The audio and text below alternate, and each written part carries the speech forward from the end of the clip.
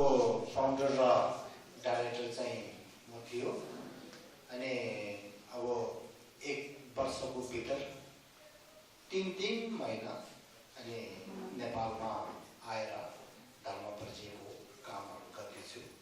कहिले अनि काठमाडौँतिर धर्म परिचय गर्ने, कहिले गाउँतिर धर्म परिचय गर्ने, कहिले अनि अब यो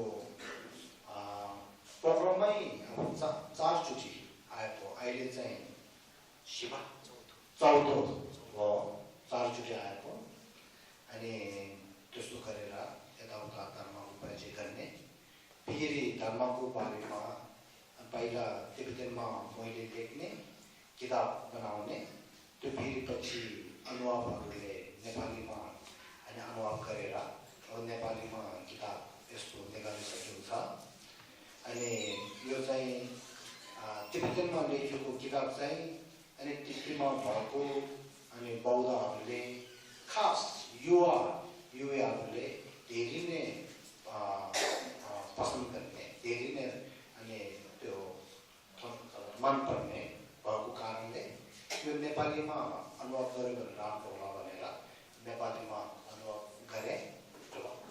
गरेर चाहिँ अहिले ध्यान बुद्ध धर्मको बारेमा ध्यान दिनेहरूले चाहिँ यो किताबलाई चाहिँ मनपर्ने जस्तो गर्छ। त्यसको कारण त्यो यस्तो भएको छ। यसरी किताबहरू लेखेर अनि बुद्ध धर्म परिचय गर्ने। फेरि बुद्ध दर्शन भनेर एउटा न्युज पेपर थियो, यो चाहिँ नयाँ हो। त्यसमा पनि बुद्ध धर्मको बारेमा अनि लेखेर अनि धर्म परिचय गर्ने। अनि अब बिस्तारै चाहिँ अब एफएम रेडियो अनि टिभी त्यस्तोमा पनि गर्न सक्यो भने राम्रो होला भनेर मनमा त्यस्तो आउँदैछ। अब यो तयार गर्ने हो। त्यस्तो गर्दै गरेर अहिले अब जाँदैछु। फेरि अस्ति यहाँ प्रोग्राममा भएको अनि बुद्ध धर्म परिचय गर्नको लागि एउटा सानो कमिटी बनाएछ। उहाँहरूले अनुरोध गरेको कारणले चाहिँ यता अनि प्रोग्राममा अनि 14 दिनको लागि अनि धर्म परिचयको अनि काम गर्ने त्यस्तो अनि कुरा भएको कारणले अहिलेको बसेको आज मेरो विचारमा 7-8 दिन भइसक्यो। अब फेरि अझै 7 दिन यहाँ बसेर चाहिँ धर्म परिचय गर्ने हो। अनि यस्तो गरेर अब यो धर्मको परिचयमा चाहिँ परिचय गर्नेमा चाहिँ ध्यान दिएर अहिले गर्दैछु। अनि आज यहाँ हाम्रो यही गुरु समाजमै आउन सकेर मलाई धेरै खुसी लाग्यो।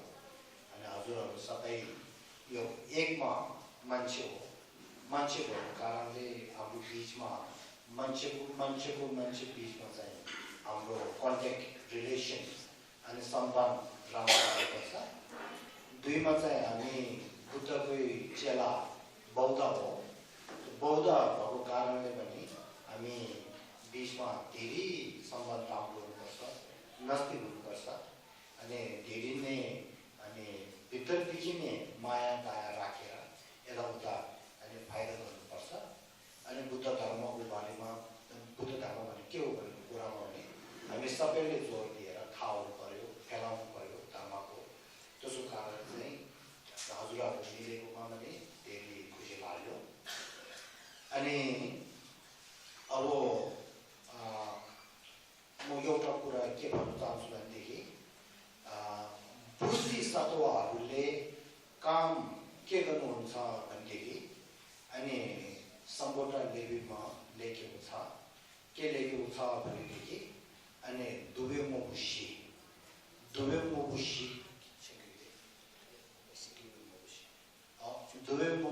भनेर भन्नुहुन्छ। त्यो के हो भनेदेखि अनि नम्बर 1 अरूलाई चाहिनेको अनि खानेकुरादेखि लिएर जो चाहिने कुराहरू चाहिँ दिने। अनि 2मा चाहिँ अनि धर्मको अनि परिचय गरेर धर्महरू दिने। 3मा चाहिँ अरूलाई धर्म यसो गर्नुपर्छ भनेर मात्र नभएर आफूले पनि धर्मको काम गर्ने अनि त्यो मात्र नभएर अनि धर्मको अनि कुराहरू चाहिँ अनि भन्ने नम्बर 1 मा चाहिँ सम्बोधन लेबीमा खोवा जिम्बा भन्छ खोवा जिम्बा भने चाहिँ अघि भनेको जस्तो अरूलाई चाहिनेको कुरा के छ खानाकुरादेखि लिएर पैसादेखि लिएर लुगादेखि लिएर अनि त्योहरू सबै अनि ध्यान दिएर अनि उनीहरूलाई फाइदा गर्ने अनि सेकेन्डमा चाहिँ त्यो फाइदा गरिसकेको पछि नेबरमा जान्छ नेबरमा भने चाहिँ अनि धर्मको कुरा राम्रो कुराहरू फाइदा भएको कुराहरू गरेर फाइदा गर्ने त्यो चाहिँ दोस्रो हो 2मा 3मा खोवा जिम्बा नेबरमा अनि 3मा चाहिँ धन्चोबा भने चाहिँ के हो भनेदेखि अरूलाई धर्मको कुराहरू सबै सिकाएर अरू तपाईँहरू चाहिँ धर्म यसो गर्नुपर्छ भनेर धर्म गर्नु दिने अनि 14मा के हो भनेदेखि 4मा चाहिँ अरूलाई धर्म गर्नु मात्रै दिनु मात्रै नभएर आफूले धर्म गर्ने त्यो हो त्यसलाई चाहिँ बुद्ध सत्वको ठुलो सार काम गर्छ त्यो हो अब दुई दोस्रो गरेर चाहिँ पहिला म यहाँ के भन्न चाहन्छु भनेदेखि अब म एउटा लामा गुरु एउटा भएको कारणले मलाई हजुरहरूले दिनुको पैसा चाहिँ छैन तर अब मलाई के छ भनेदेखि मैले आफ्नो जिन्दगीमा अनि दुःख गरेर पढेकोहरू सबै किताबमा लेखेर धर्मको दान दिने चाहिँ मेरो थियो त्यसको कारणले अहिले हाम्रो यही समाजको लागि मैले सुनेमा यो समाज ठुलो छ धर्मको बारेमा पढाइहरू गर्दैछ भन्ने सुरु थियो त्यसको कारणले चाहिँ यहाँ ठुलो किताब यो किताब चाहिँ धेरै राम्रो छ यो किताब 10वटा अनि छ त्यसको माथि अनि बुद्धको अमृत वचन भन्ने सानो किताब छ त्यो किताब चाहिँ फेरि 10वटा 20 त्यसको माथि कोही कुराहरूले चाहिँ हाम्रो नेपालको भित्र अनि धुर्खेल भनेको कुरा चाहिँ थाहा नभएको कारणले धुर्खेल र सुम्देन भनेको कुरा थाहा नभएको कारणले हाम्रो नेपालको नानीहरू बच्चाहरू चाहिँ अनि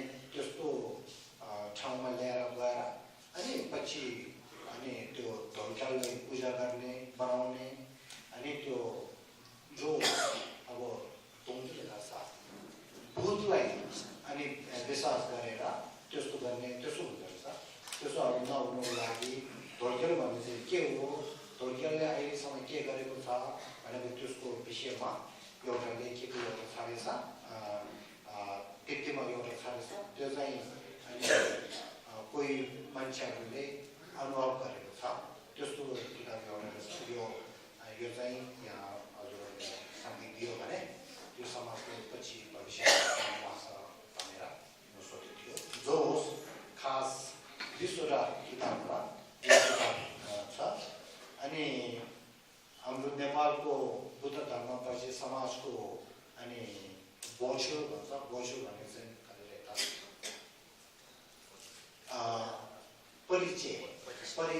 परिचयको एउटा छ यो पनि चढाउनु भनेको अनि एउटा चाहिँ अनि भिजिटिङ कार्ड हाम्रो बिचमा जहिले पनि राम्रो एउटा सम्मान